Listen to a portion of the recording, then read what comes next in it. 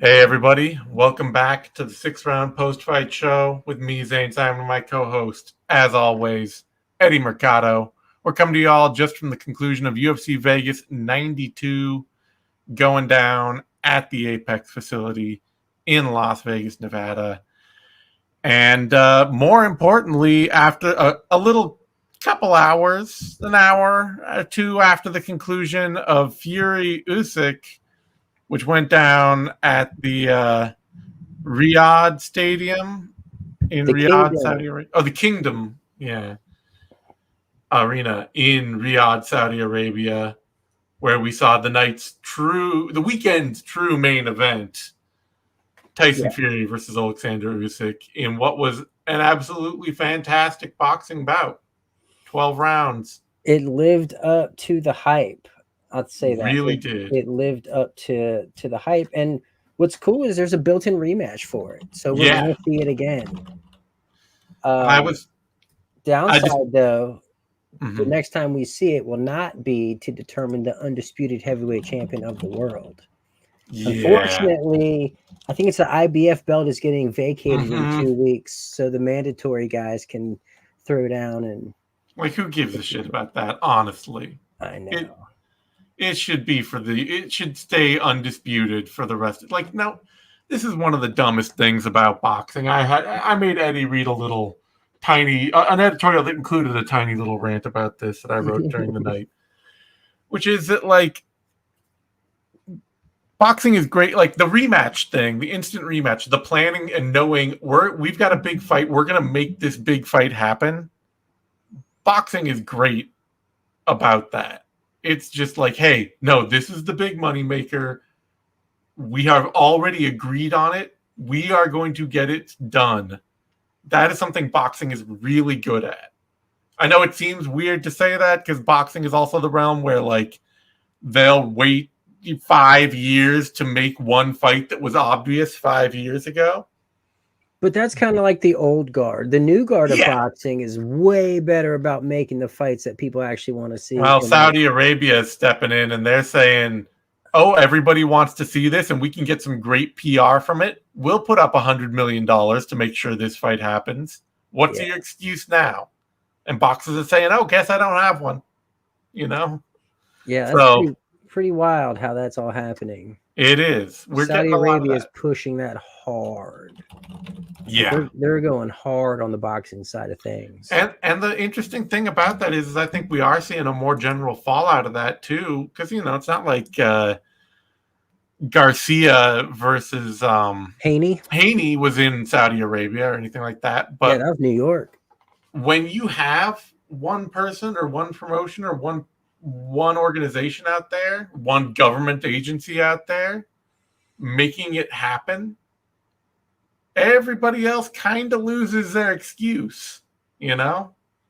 Even if they don't have the money backing them that Saudi Arabia does, like, it's harder to look at a fight like Fury Usyk getting made and say, oh no, we can't make Haney Garcia happen right now. Boxing just doesn't work that way.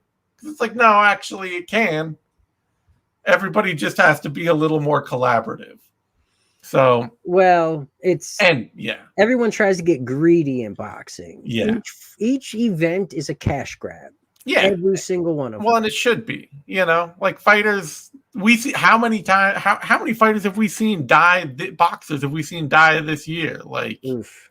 you got to make sure you get paid as a fighter. You can't be going out there thinking everybody's going to take care of you if you go out and act like a warrior. Like, I am 100% believe that fighters should be greedy, and I think it's a terrible mistake in MMA that MMA fighters have so much fealty towards the organizations that are pushing them around. And the Saudis are willing to spend the money to put on events that feel like big events where Yeah. it's not just one name, it's names. Several Yeah. belts being defended, several big names. They got that one coming up with 5 guys on it with Deontay Wilder Yeah. and AJ. And it's just boxing's getting good. It I is. think it's getting good. And this was a great night for it. But I was just going to say, the thing that bugs me, and the MMA is actually better about, is that like we just had this awesome huge event. It is a true huge great fight. It was awesome. Fury was an awesome fight. Lived up to the expectation. We're gonna see it again. That's awesome. What the hell is the IBF doing, stepping in, being like, oh no, we need that belt back? Like, how are you going to get better representation for the IBF than having that belt on offer between Fury and Usyk again? Like, there's no way you're going to put a fight on in the meantime that anybody gives a good goddamn about. What are you doing taking yourself out of this mix? It reminds me of like the pastor who's like, "Oh, don't do this, don't do that." Now, if you'll excuse me, I'm going to go do this and that. You know Yeah. what I mean? It's like they want to uphold their like the mandatory thing in general needs to exist. Like it Yeah. has to be a thing. It forces guys to not sit out and sit on their asses. We've You have got a number Jones one Stipe contender. right now that is Yeah. just, Tom Aspinall should be a mandatory. Exactly. Case in point. There's a Uh, sense to it. so if you say now, well, except for this fight because it's unified, it's like you're playing favorites. Yeah, but combat sports is all about playing favorites. It's all about having the spectacle. It's all about the big names. It's all about chasing the money and chasing what is cool. Like, Yeah. that is part of what keeps me doing this instead of going off and like writing about wrestling or like Olympic boxing or some shit where it's Yeah. just like, yeah, okay, you've got all this structure and all these rules. And like, I don't care. And I mean like college wrestling, not pro wrestling. Yeah. Like, At first I was like pro wrestling and I was like, no, dork. NCAA. Like, I could go cover that, and it's just like, yeah, I've got a tournament. The tournament will decide the winner, whatever. It's PFL shit all over again. And like, you need to always be willing and ready to embrace the carnival spectacle of the sport. And like, I get it. A regulating agency would look bad for going out and being like, yeah, okay, I know we say mandatories, but not this time. But you know who I don't give a shit about? Regulatory agencies. They can go fuck themselves. Like, I'm sorry, but you should bend the rules. And if that makes you look bad, I don't care about you. Like, I don't give a shit. The IBF, they can fuck off and do whatever. That is not my concern. No, I'm with you. You're making a lot of sense here. I think it's silly. I think it's stupid. I think it's a waste of a moment. Yeah, and it's a waste of good marketing. Like, if you're the IBF, how are you going to get your name out there? Like, what are you going to do to promote your brand more than be part of this? They're going to vacate the belt. That's what they're going to do. That's your brand. You're the no fun brand of boxing. Like, yeah, nobody needs that. Damn, no fun. I mean, we just had, like, wasn't it one of the Charlos who had, like, a mental episode where the boxing commission that is in charge of his belt was like, okay, we're not stripping him because he's going through some hard times. Mm-hmm. And it's like, that was before the car accident. Yeah. Hitting and like, that's an exception. You should also be able to say, we're not stripping them because this is a cool fight. Like, we have to sit down and recognize this is a more legitimate heavyweight championship contest than anything involving any other guy we have. No, Fury Usyk is that. They're fucking up. The Yeah. fight was great. I think the rematch will be great.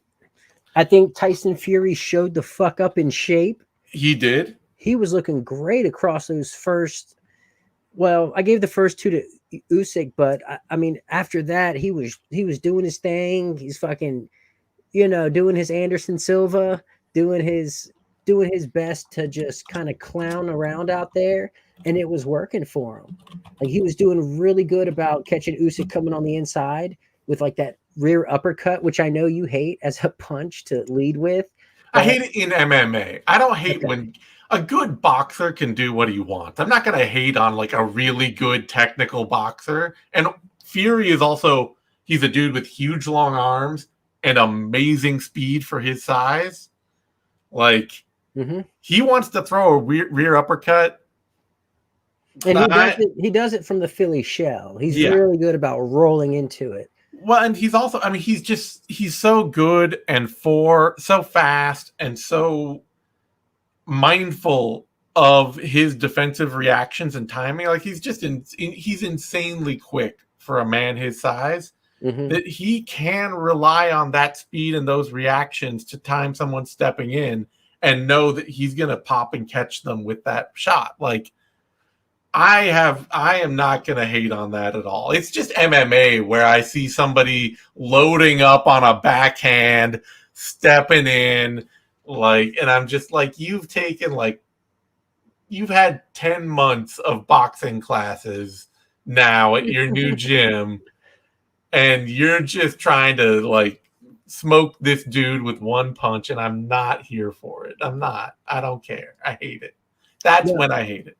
But what you're saying about the way Fury is so elusive, that's such an asset to be that big and being able to dodge punches like that. But it's also what got him in trouble in this fight. You know, just relying too much on his leaning and his bobbing and his swaying, his slips. I mean, Usyk, especially like in those first 2 rounds, Usyk was doing a really good job of crashing the pocket with that left hand, the southpaw left. Like he was rocking Fury. Yeah, I had Fury. I think I had the score that I can't even read this name. Something Oliver had. Metcalf. It's Manuel Manuel Oliver. Oh, okay. Had, and that was and actually Metcalf had it too. I had Usyk getting rounds 1 and 3 and Fury round 2. And after that, though, Fury turned it up for those middle rounds. All the way up through round 7, Fury was on it after that. It was a close fight, nip tuck. Some people scored early rounds for Fury. Some scored early rounds for Usyk. You could go either way. But after the midpoint of that fight, or in the midpoint of that fight, it was all Fury's fight. I thought it looked like he was just going to dominate and run away with it. Honestly, I thought Fury was about to get the finish. Yeah. I was like, and I saw this fight as a coin flip. All right. Yeah. So I recommended on MMA Elite, I recommended Usyk just because he was at plus odds. Right. But I didn't think there would be a finish. So when I saw Usyk slowing down in those middle rounds and Fury like ramping up and starting to style and showboat, and he was cracking Usyk so fucking hard, like I'm actually surprised Usyk didn't hit the deck. Yeah, no kidding. The toughness on him, because A, he looked gassed, and B, he was getting clean. He was walking into everything. Yeah. Like I was shocked at the rally he had. Early on, Usyk did a great job. He used his jab to open up other shots on Fury to get Fury in heading towards another hand. Like it's one of the things that Usyk does really well is he uses his jab as a way to like, I'm probing the body, I'm making you react to the body, and then I'm coming up to the head, or I'm showing the jab to one side and I'm coming up with the hook on the other side as you're leaning away from it. He really steers people into shots, but once Fury got his rhythm in the fight, then he was able to intercept Usyk every time Usyk stepped in. So Usyk would step in trying to probe the jab and get Fury moving to line him up for something else. But Fury would just intercept with a combination, with a body shot, with an uppercut. He'd slip and intercept almost immediately. And it just started to take all the wind out of Usyk's sails. And it really, you really got to credit that body work that Fury was doing. Like he took a lot from that Dubois fight. Like, he did. He was like, yeah, I'm attacking this motherfucker's body. And it's a testament to Usyk that he just stayed with it. And it was, Fury did all that great work in the middle, and the moment Fury started, because one of the things that's most amazing to me about Tyson Fury, and most amazing to me watching him out here when he is in shape, the speed change on that man, like a man his size should not be able to switch gears that fast. Where he can be just going at a little slow lope, little roll, little bob on his feet and all that. And then he will flick out a 1-2. He will flick out an uppercut that is just so goddamn fast you can barely see it. And the moment after those big middle rounds, the moment he lost a half step on that speed change, that was where Usyk's constant pressure and where his jab and his probing and his ability to steer Fury into shots, that's when it came right back into play. The moment that intercepting speed turned down just a little, Usyk was right back there, making him miserable the way he did early in the fight. But, man, it was a hell of a rally from Fury. And like I say, I thought Fury he won the last round on everybody's card. I thought he might have won the 11th round as well. One judge gave him the 11th round. That was the judge who scored at 114, 113 for Fury, which is the way I had it. But two other judges didn't give him that round, the 11th, and one judge, the judge who had it 115, 112, gave Usyk the fourth, which neither of the other judges did. Yeah, I don't think so. And that was the only other. That was the deciding round because it was 114, 113, all hinging on round 11 for me. Either way. And the only thing that changed it to 115, 112 was that fourth round.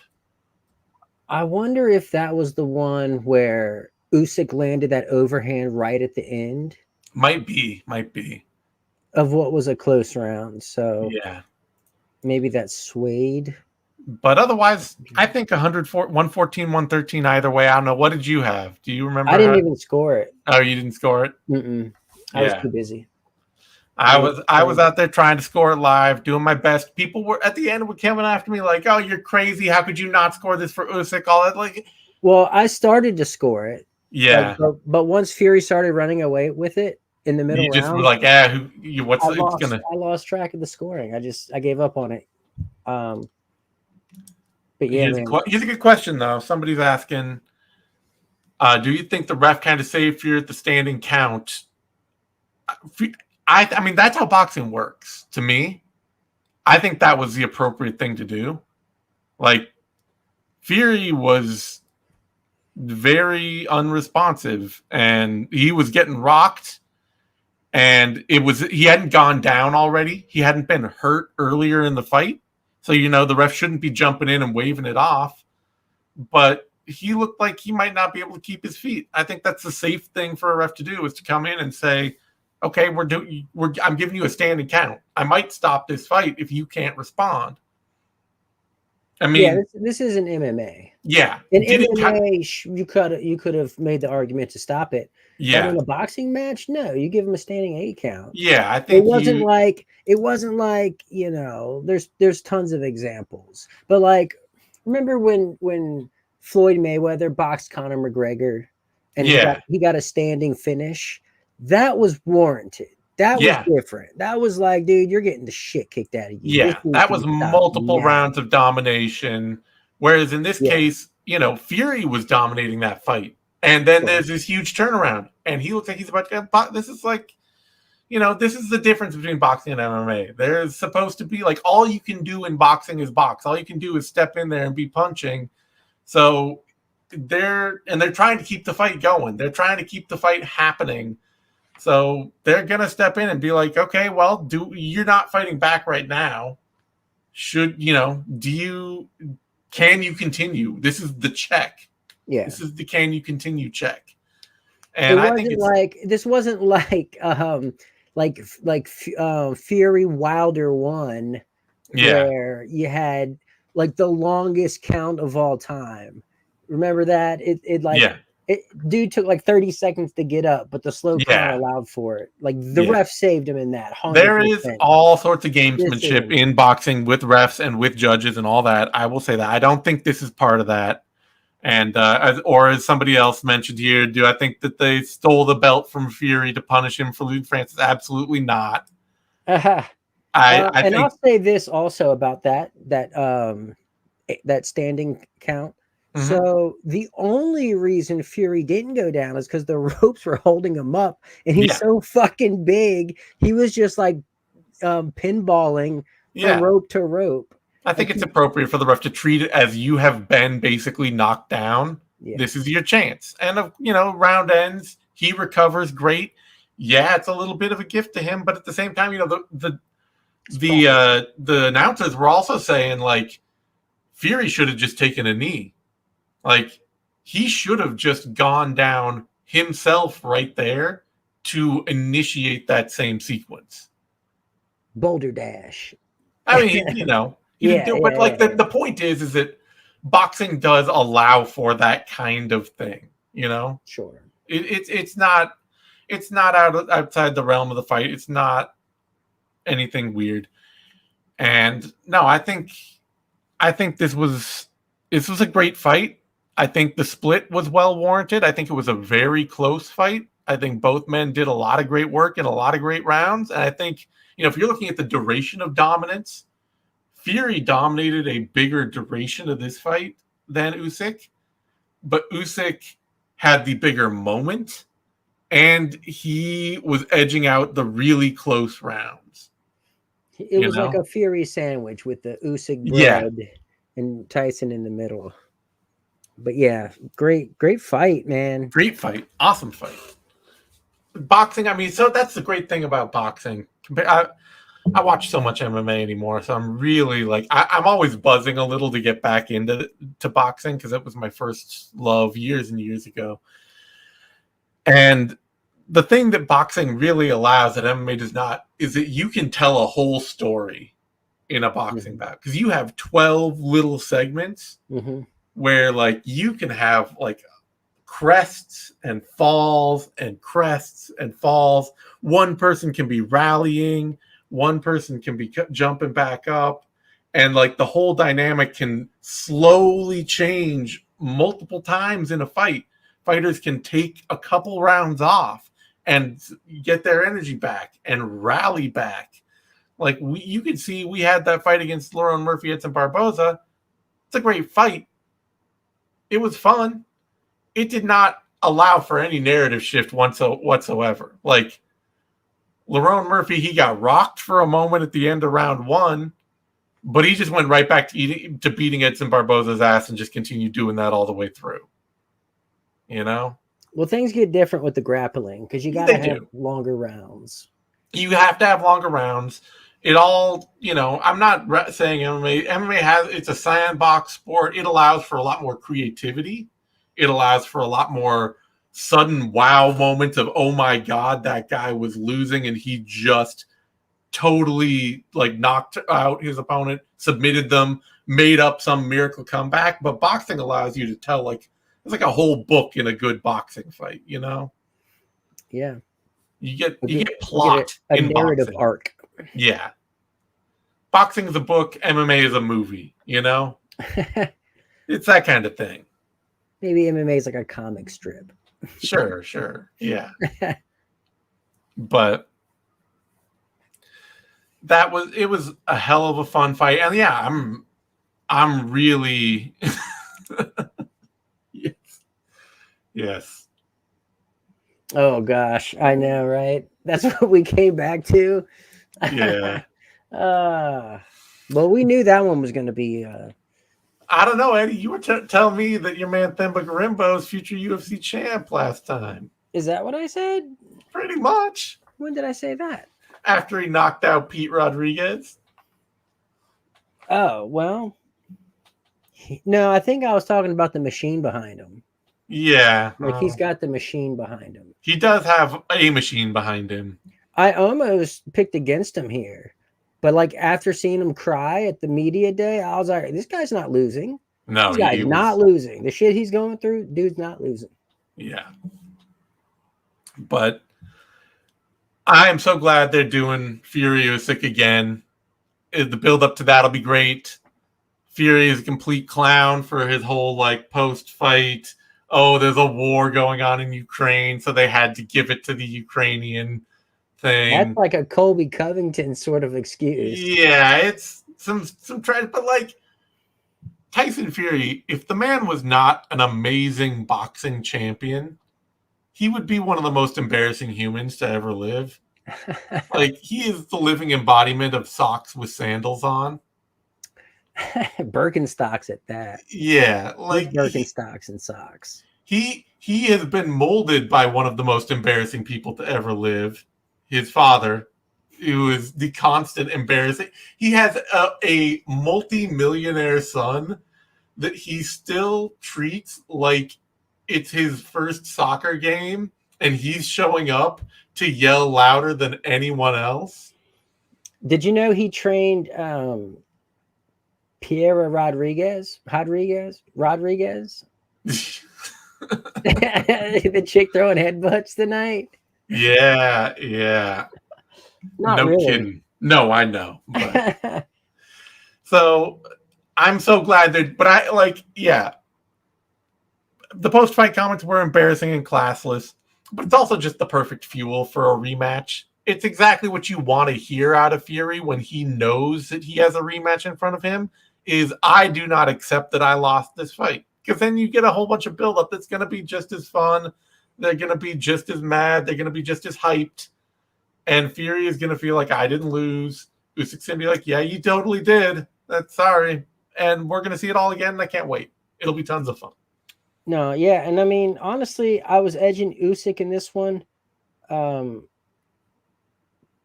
I don't think I'm going to pick him next time. Usyk is getting up there in age. I don't know if I'm going to pick him in the rematch. I think I'm going to flop and go with look at you, Tyson Fury next time around. You heard it here first. All right. We got to actually let me pull up this UFC card here. We'll talk about that a little because there were some moments. Yeah.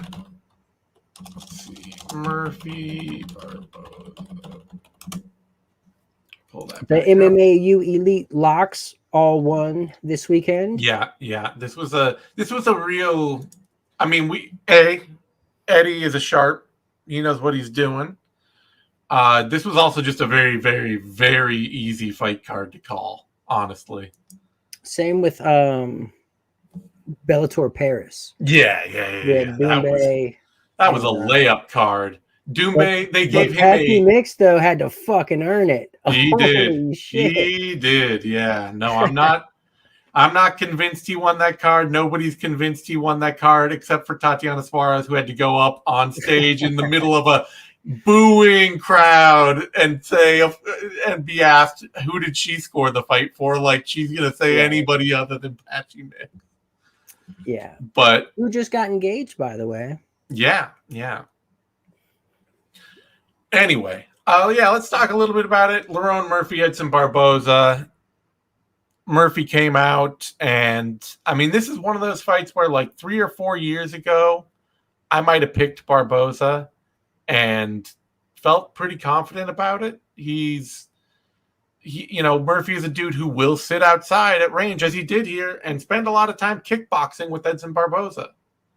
The younger, fresher Edson Barboza, that might have been a mistake. He might have ate enough low kicks that he could have got into Dan Hooker territory, where it's just like, oh yeah, by the time you realize you shouldn't have been kicking with Edson Barboza, you're cooked. There's no other choice. But Murphy showed up. Mm-hmm. The best he's ever looked. Looked great. He defended the kicking game really well. And I think if you mean like punch through the kicks, then yes. Yeah, he punched through the kicks. He checked a couple early. He ate a lot still, but he checked a few and he punched through them into range. And once he started hurting Barboza, he did what you have to do against Edson Barboza. Pressure. pressure. Take the fight to him absolutely constantly. Do not let Edson Barboza recover. Just get out of range. Just get into rhythm. Because even a hurt, dead, tired Edson Barboza, this man knows how to do every last part of his game, all bits of his striking game, on full automatic. He can be half dead, half tired, half knocked out, and Edson Barboza will still fight 100% the same. If you give him space, he will just go out there and he will throw his kicks and his combos, and he might come back a week later and be like, "When's my fight?" But he'll have fought all 5 rounds. You know, he's a zombie. He can fight as a zombie. Yeah. But Murphy looked great tonight, man. Murphy looked great. Yeah. He was looking like a world beater. You know, he had a smart game, just punching with the kicker at the same time. That was brilliant. The way he mixed in his takedowns, also brilliant. Like he wasn't fully committed to fighting on the ground, but he was mixing them in at the best times. Like just a genius fight for him. And like you're saying, he kept the pressure and he wasn't making massive mistakes. I think one of the smartest moves he did was coming out orthodox and staying that way for a while. Yeah. And just being defensively responsible.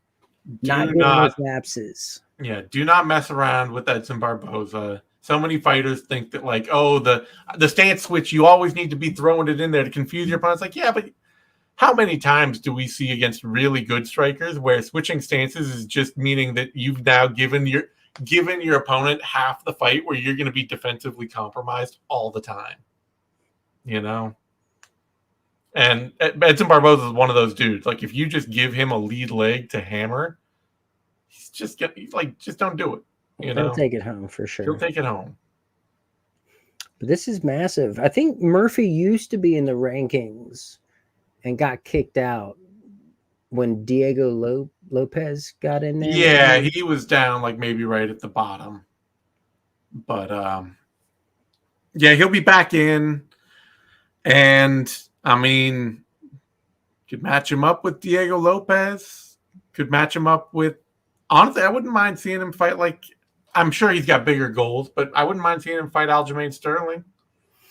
Come on, man. I don't want to see Aljo fight. Why would you even bring that up? Okay. What is wrong with you? You come out here and you bang with fucking Edson Barboza for 5 rounds and you think Aljamain Sterling? Well, I'm looking at the rankings. Who's out there? Somebody else is saying anybody else. He's in his prime right now. He's 32. Stick him in the top 10. Josh Emmett. I mean, because otherwise, like, what do you say? Mosar Evloev? We got somebody else mentioning Yair Rodriguez. No. But he's not going to get to go from beating Edson Barboza to fighting Yair. Diego Lopez. You can do Diego Lopez. You can do it at the Sphere. Diego Lopez, Josh Emmett. Those are the fun options. Oh, no. I know what you do. Holy shit. You fucking bring him out to Manchester, right? And have him there for the Giga Chikadze Arnold Allen fight. Just in case something falls through. Or to fight the winner. Like, bring him fucking out into the octagon like an asshole and have him, you know what I mean? Sure. I mean, I would definitely want to see Lerone Murphy, Giga Chikadze. 100%. I think that's the move. You bring him out and parade him around as the next best thing. You maybe even get him talking some shit, bring him in the octagon. I don't know. Make a storyline. Force a narrative. Yeah. I know Arnold Allen's got his own team, but doesn't he train a TriStar? He's got his he does train at TriStar, and then he's also got, like, I guess it's like BKK fighters or something. But anyway, I just want to make sure that they weren't training partners or something, because, like, you never know with the MMA. So many of these fighters train with the people that they're gonna have to face. Oh yeah, look at Michel Pereira. Yeah. Is that fight still on? No, I don't think so, because Pereira is even more than the idea that they were friends or whatever. He was just like, I'm not going to fight this guy after training next to him for the last, year. basically. Oh, the UFC loves that. Yeah, they're going to be pissed at him. Anyway, great fight for Murphy. Great win for him. For Barboza, he's just the wheels can't stay on forever. You're 38, and you've always had an action-forward style that puts you into the teeth of your opponent's offense. Man, I know this fight week he was talking about getting through this fight and then speaking on Max Holloway trying to get that fight. And if he won here impressively, I would have lobbied for that. Like, now or never. You're going out. You're almost done. Sure. Give him that Legends fight. Yeah. Instead, you know what they can do? They can do Edson Barboza, Calvin Kattar. Yeah. They haven't fought? No. That seems appropriate. Yeah. That just seems like a real obvious fight to book. You know what? Right. I would also be fine with Aljamain Sterling and Edson Barboza. Oh, see, now that's just cruel. I don't. I think that's an interesting matchup, and I won't have to watch Edson Barboza get beat on like I did tonight. You just have to watch him get grappled. Now, my dog just discovered that I'm talking to somebody, so now she's here to start whining at me. Nice. She's entered the chat. All right, that brings us to a welterweight bout. Chaos Williams, Carlston Harris. Now, were you one of the many other ex-Bloody Elbow people picking Carlston Harris here? Yeah, I fucked up. Yeah, my bets were good this week. My picks. I saw that from everybody. I was like, Carlston Harris, a man who has been knocked out in the first round, in the first round twice before, I think.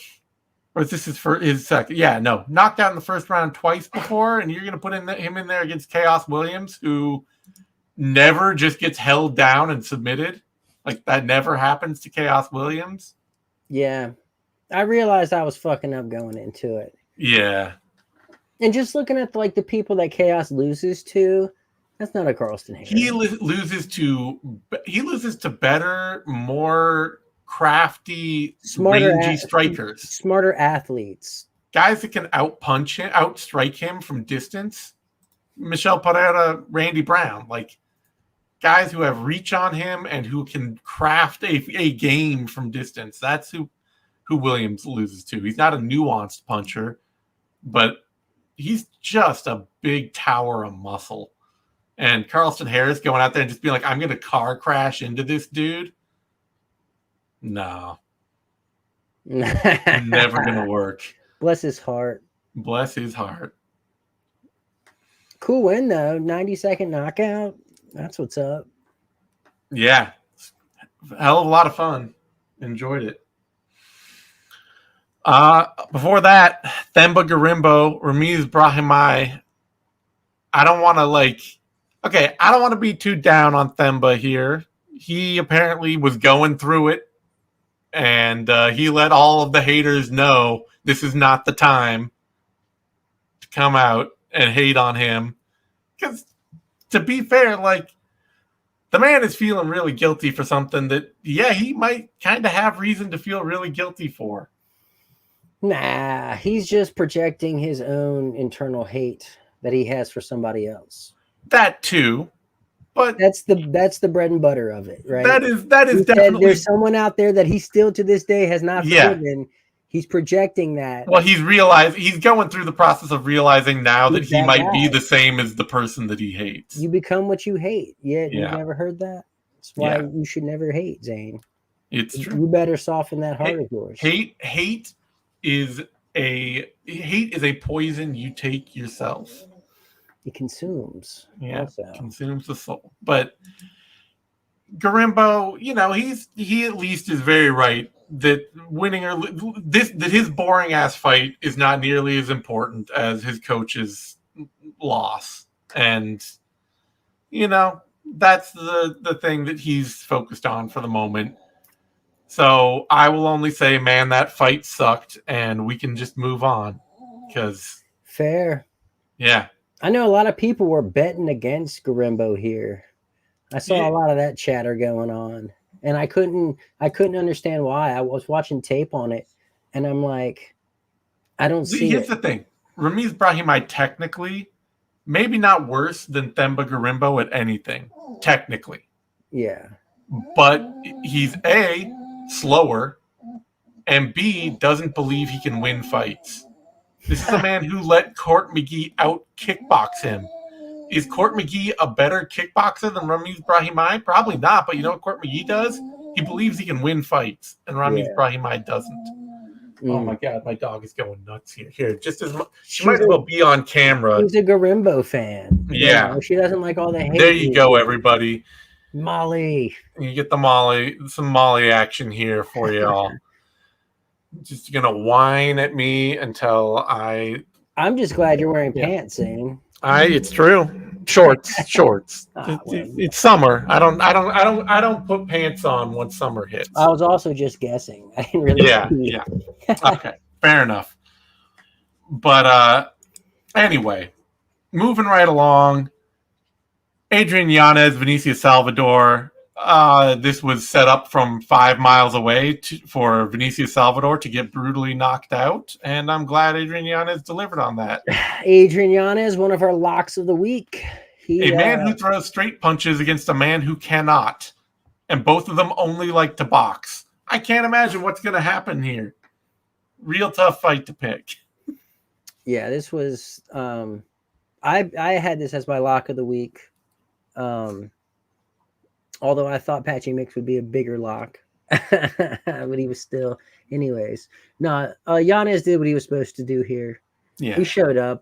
Great bounce back fight for Yanez. He got caught up. Yep. In his last fight, but yeah, I think he shows he's still got the potential. He's still dangerous. He's lethal. He puts people away quickly. He's fun as fuck. He's a fun guy. You know, and he's a certain.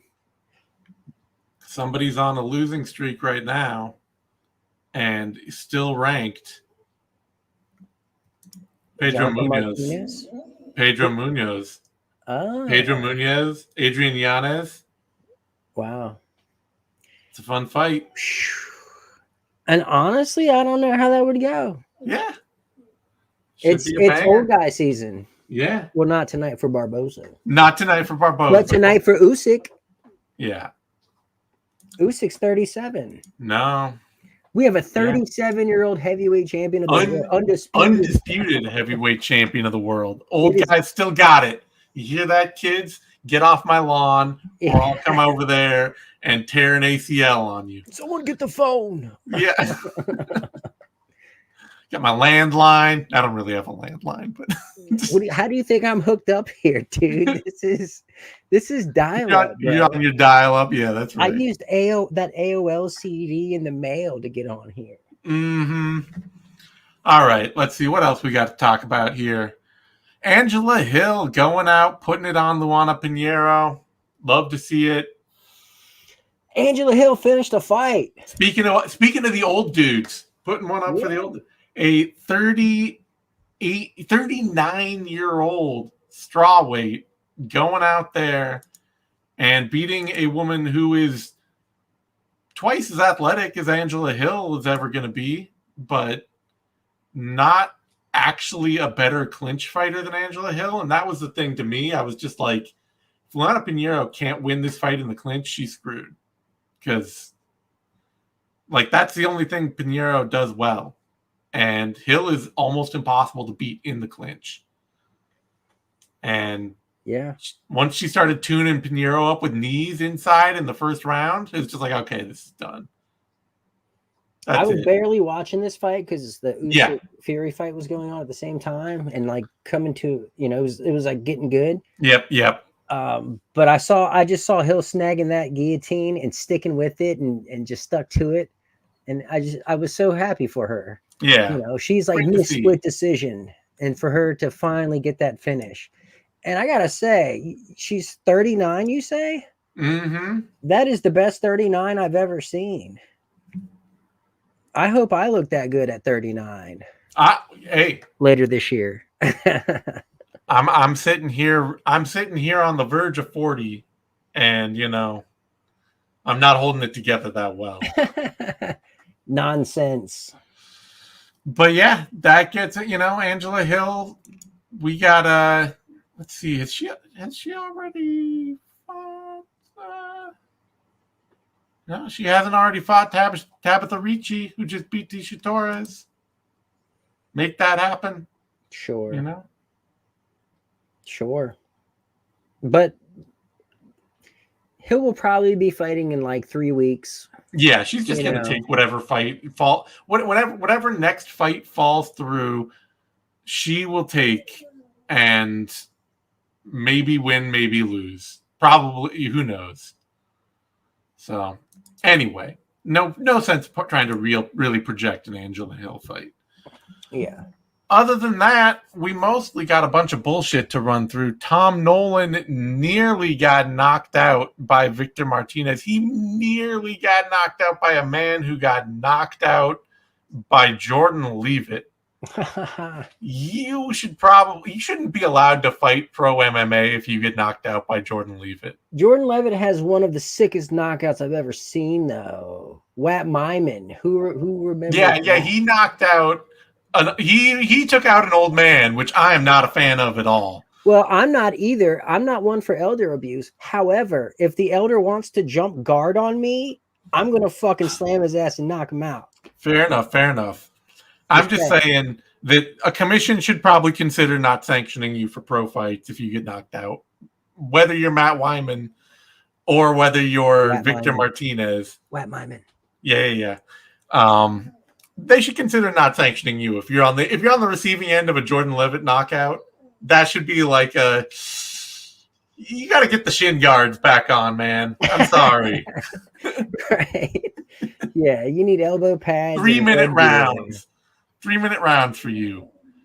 Yeah, and I want to see some towels thrown in your fights. And Nolan nearly got sparked by Victor Martinez in here before realizing that he should really not be about to get sparked by Victor Martinez, and just instantly turning it around with one knee to the body to make this fight his and get his own win in the first round.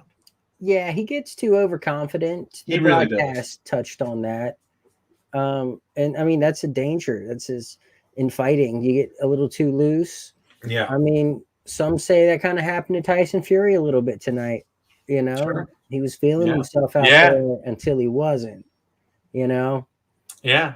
He had all the antics. He had all the answers. He had all the slick dodging and moving until he started to slow down and get a little tired. And then he still tried to have all the antics. And it's just like, oh man, there was one moment, and maybe it was in the 10th. Fucking Usyk starts doing it. Yeah. But it was so slow and like awkward and weird. It was perfect.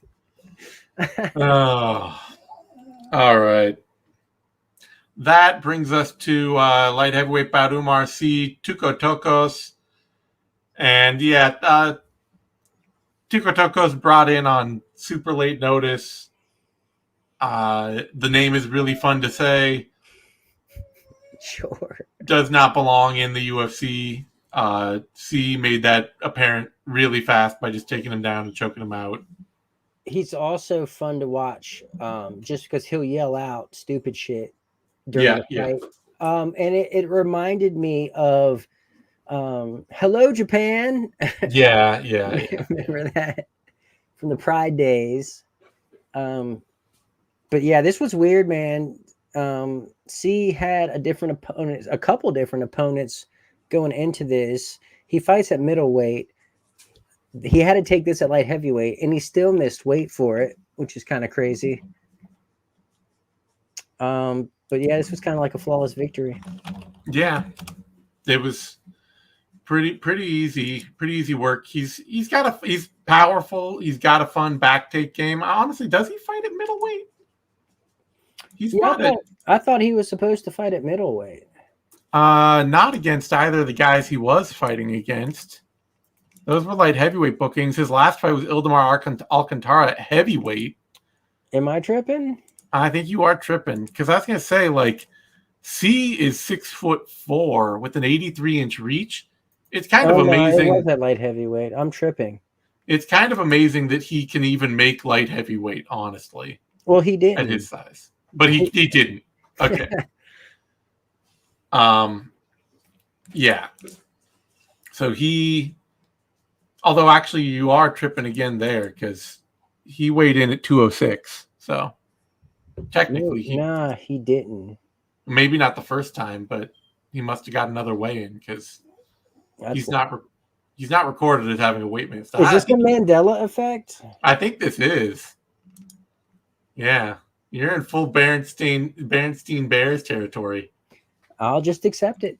Yeah. I'm not going to die on that hill. Anyway, see, having a grappling game at light heavyweight, that is like the magic bullet to light heavyweights, as Anthony Smith himself just proved yet again.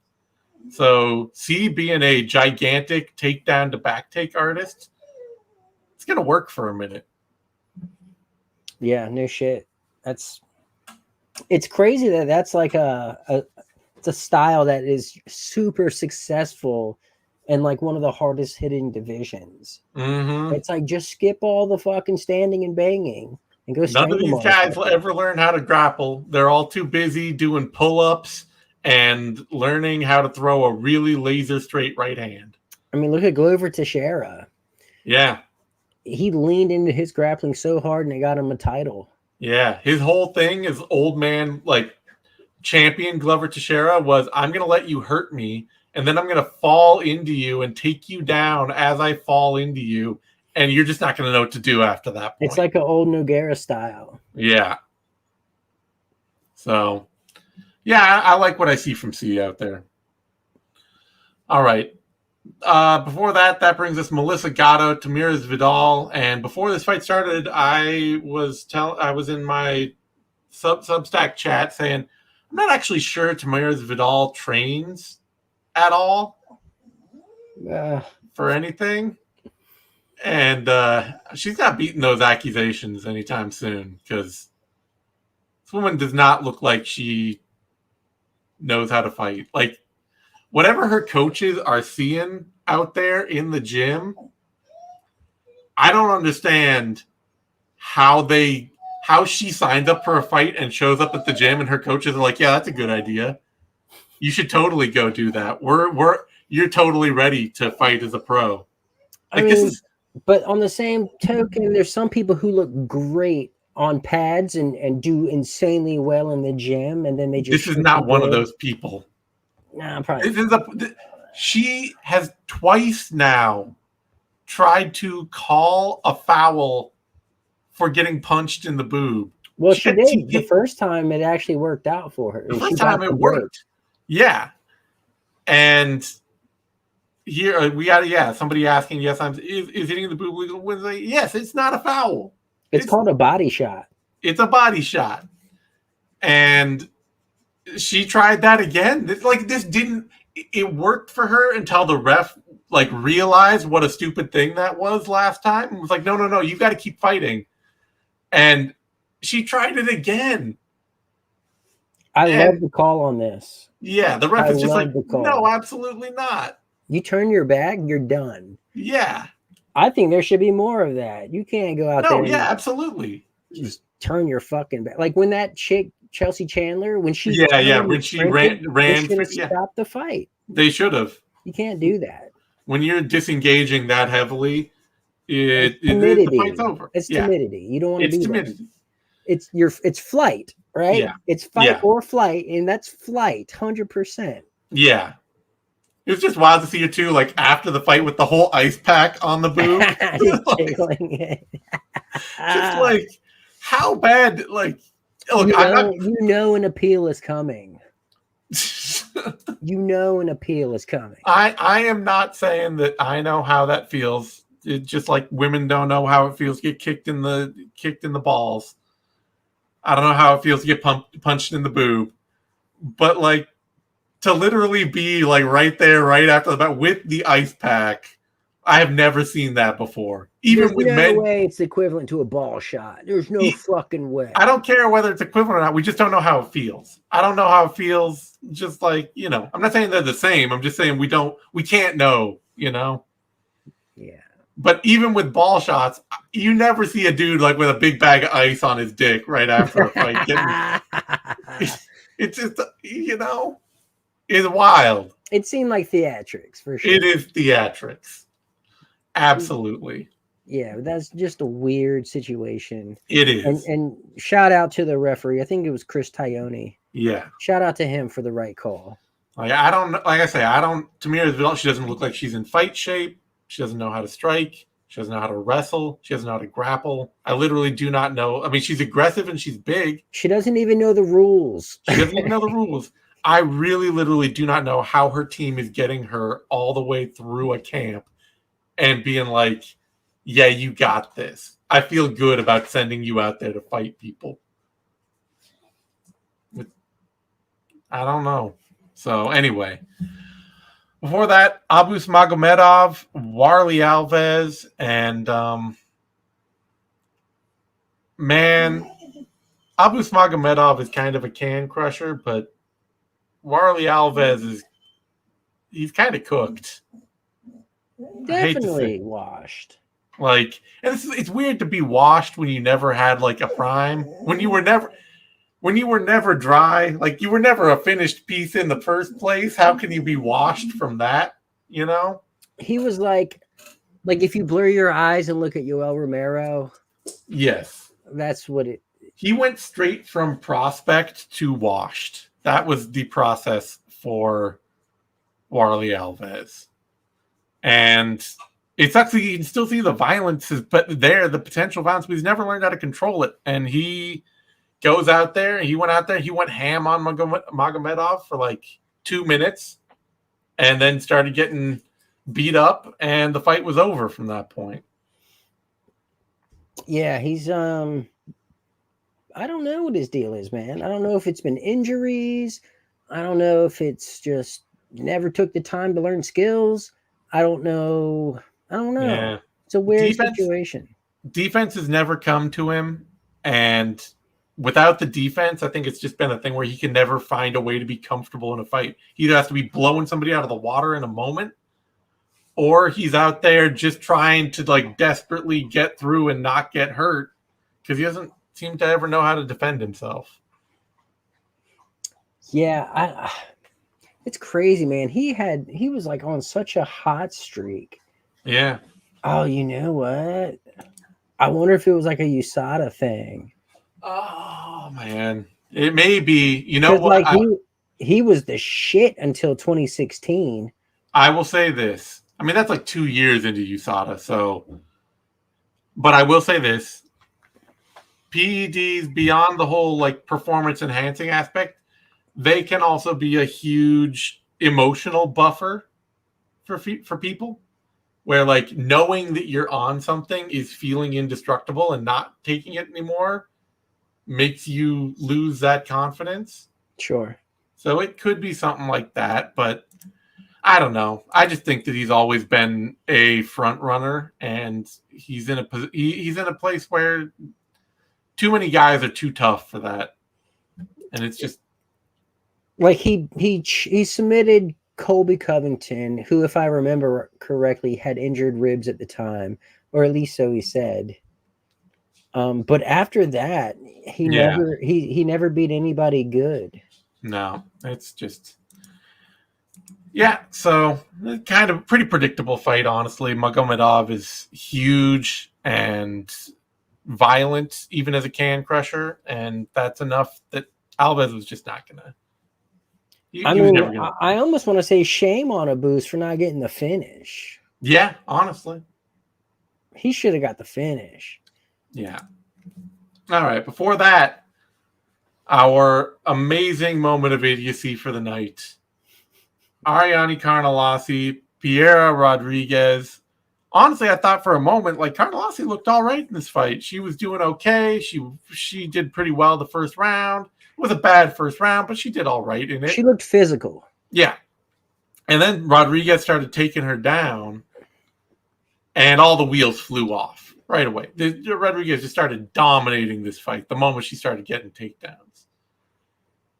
And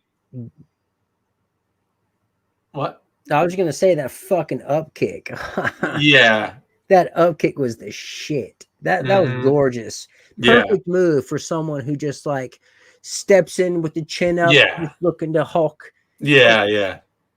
Awesome move. But it was a front kick, right? Not up kick, but front kick. I'm sorry. Yeah. Front kick.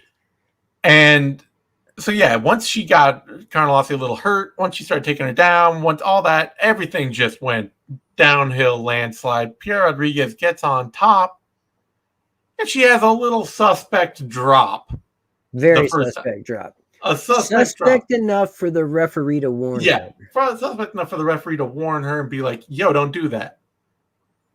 And then she absolutely postured up and headbutted that woman right in the face. Like, you are in complete control of your opponent's position. Carnelossi is in guard underneath you. You control everything about where Carnelossi is in position, in relative position to you and the rest of the cage. She can't move. I mean, she could scramble and try to get out and all that, but Rodriguez is in complete control here. You lift your body up and you drop it back down on them. Head first. It doesn't even matter what is going through your mind when you're doing that. That is an intentional headbutt. Like, you are entirely responsible for every second of that action. I am so glad she got DQ'd there. I can't believe she's trying to argue against it. Honestly, I think it was one of those things where she trains to do that as like a sneaky thing that she thinks refs won't call. Sure. Where it's just like, you put your forehead on the person, you grind on them, you get that positional control and dominance. The whole wrestling. Yeah. I mean, it's the kind of shit that like Randy Couture and Mark Coleman, Kevin Randleman, all Mark these Kerr. Old school dudes, Mark Kerr, like, you would train to do all that shit. Like, you take your forearm, you rub it across somebody's nose, you get your fingers on there, your hand on there, and you just press and you smear. Ooh, it's not a gouge. It's not a gouge or a rake, but you're doing it with your palm, and it's basically the same. It's classic, grimy MMA, old school shit. And you know what? I don't hate it. But if you get called for it, you get called for it. Legalize headbutts. If you get called, I'm kidding. Yeah. If you get called for it, you get called for it. And she got called on her grimy bullshit, and she absolutely deserved to be DQ'd out there for it. Yeah. Now, if it was just the first one and the ref stopped and DQ'd her, I'd have been like, I don't know about that. Yeah. That to me is the fact that the referee squatted down and said, "Don't do that." She fucking immediately does it again as if the ref told her to do it again. Yeah. Yeah, exactly. Like I said, she was trained by John Fury. Yeah. It's one of those things like, I am all for, if you're not cheating, you're not trying. I am. I'm not going to be like, oh, you're a bad person for doing that. But I will say, it's kind of bad. You got to take your medicine when it comes to it. You're playing the game. Too bad. And like, the first time she did it and got warned, that to me is smart fighting. That's like, you drop down a little. You're being a mess. You're fucking her up. You're in guard. You're making her pay for trying to hold on to that position. I don't hate it, but to do it twice is just stupid. It's just dumb. Oh man, the co-main event of the Ring of Fire tonight had something similar where it was like early, maybe the third round, but the dude cracked guy with a hook like right after the bell, like completely illegal after the fact, and he apologized and all that, but like the other guy was never the same after that. And like, hey, after the bell, was the ref in the way?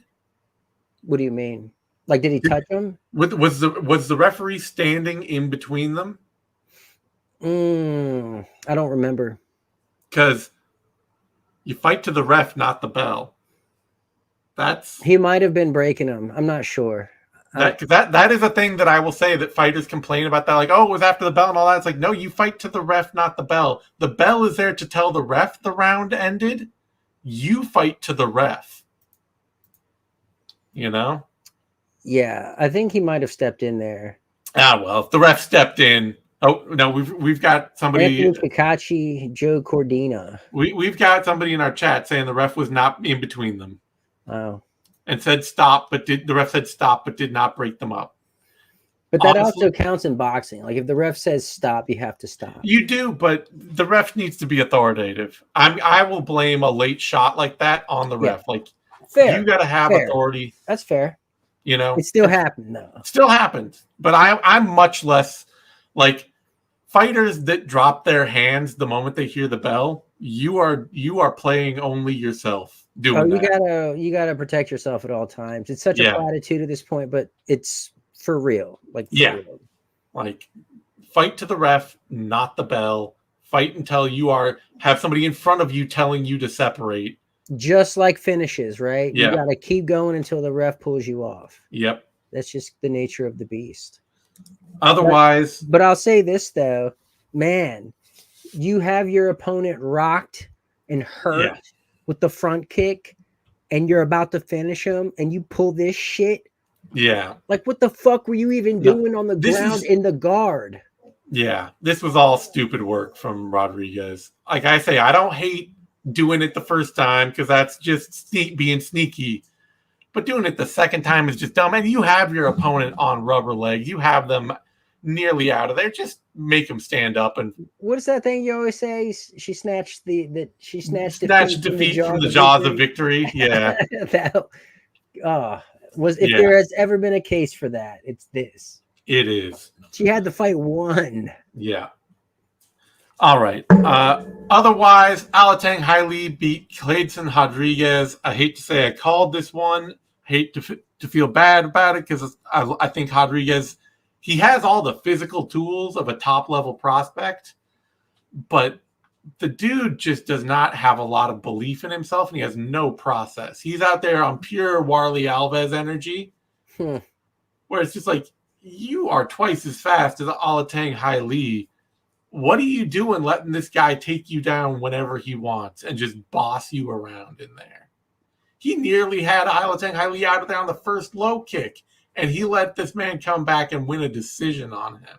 Not only win a decision, but he had him so worried about the takedown that he was getting rocked on the feet. Like he was losing the stand-up. Yeah. It's just, Alateng Haile, he's not that dude that you can just go out there and be fast against. He does not get put away. He is hard-nosed. He will fight a constant, hard fight every single minute of every single round. He's not a top-tier athlete, which is why he's stuck here at the bottom of the bantamweight division. But, like, this is not a dude you just go out there and try to, like, I'll just breeze by him. He will make you have a super hard You can't just fight. go be an athlete against him. Yeah. For sure. So, glad to see Alateng Haile get the win. But for Clayton Rodriguez, like, sooner or later, he's got to wake up for this. He's got too much talent to be losing this much. But maybe it's a mental thing. Maybe I think it is, honestly. A sports psychologist or something. Yeah. And before that, Vanessa Demopoulos, Emily Ducote. Solid win for Demopoulos, honestly. She, like, Ducote hustled, but she got hit with the bigger, harder shots, and I don't hate Ducote getting this win. Or I don't hate Demopoulos getting this win. Yeah, I like the win. I thought it was a good bet. I can't believe how crazy the odds were on this one. Yeah. For all of her faults, Demopoulos, in her striking, specifically her defense, which doesn't exist. No defense at all. Does not understand the concept. Her gusto makes up for so much of that. She's a brawler. She's a banger. Her willingness to just chuck heat. Like, fuck it. I'm just going to chuck heat and, like, admire my work as I do it and then get cleanly clipped. And also, like, somewhere out there's a physiotherapist who's absolutely livid because Jesus Christ just stole all his thunder for putting her shoulder back in.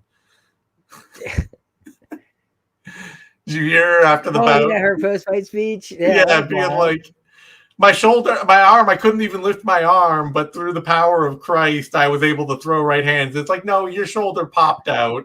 It popped and somebody put it back in. Maybe it just popped back in. That happens. It will just, like. Not if you're TJ Dillashaw. I had my shoulder pop out a little bit like a year ago. And I was sitting on the couch one day and I moved a little to my left and I could just feel a sliding sensation and it clicked back in place. Hurt like a bitch. But like, it just happens, Yeah, well. Christ did not help me on that. I'm just going to say. Are you sure? Yes. Yeah, I'm sure. Nah, this was wild. This was someone who has all the tenacity, has that dog in him, as they say, against someone who is technically superior, but doesn't have that dog. Does not have the dog. Is way too risk adverse for the dogless. I don't know about that. Canine averse. Nah, she's tough. She's sure, tough. but having that dog in you is not just about being tough. True. Demopoulos has that dog. And honestly, if Carnelossi is going to refuse to learn how to strike, she needs to get out with Demopoulos and start throwing like that. Yeah, no, just that is honestly. Unleash all your fucking power. Yep. These two women are absolutely built, but Demopoulos goes out there and she knows, like, I just got to take a fight to somebody. That's all, And this has got to be frustrating for Ducote because this was a winnable fight for her. Very. A split decision.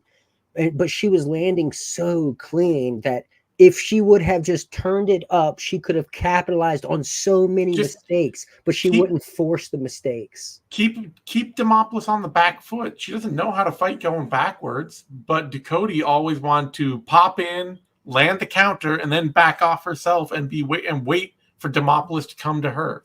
It's like, no, you got to keep her moving backwards. Yeah, you can't let Demopoulos go first because she's coming with something you have to respect. Yeah. Even if she's going to be there to hit after she throws, which she is. But yeah, this was a dogfight. Yep. Ducote, I'm glad this decision went the way it did because it felt like Demopoulos won. Just the bigger punches, the bigger strikes. Even though Ducote was landing the cleaner punches and had the prettier work, you got to credit that raw horsepower. All right. On that note, we're going to wrap things up. For our Substack subscribers, we'll have a little bonus content dropping over on the Substack. Ooh. Substack is in the description. I remembered to actually put it in this time. So if you're watching right now and you're not supporting us, think about it. Go over to Substack. $5 a month, $50 a year. You can help us out a ton. Means, this is what I do. Is the Substack. I work over at MMA Uncensored as well, but running this show, running the MMA Vivisection, that is what I do. So show some love, support the cause. Some love. And otherwise, thank you all for tuning in, and we will see you all next time. Adios.